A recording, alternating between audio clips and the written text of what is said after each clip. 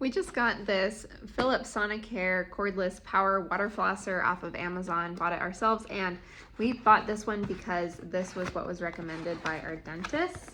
They said that this was their favorite one and the one that they always recommend to people.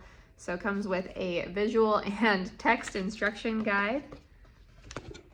And then also in here, you have a few different heads for your water flosser.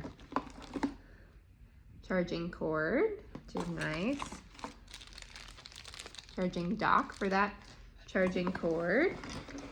And then the actual flosser itself is in here. So let's check it out.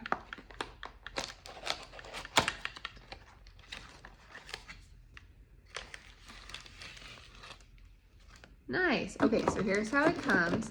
And so it's got a nice big basin, and it also, I like that the straw on it has like a weight, so that no matter which way you're tilting this, that straw is going to get that water at the bottom. And then it looks like you would then just click in one of those picks that it came with to the top here. There's a little click indication. So I'm excited to try this out and see the difference it's going to make in my teeth. The dentist seemed to think that it was going to be a great idea. So here you are. Here's what's included.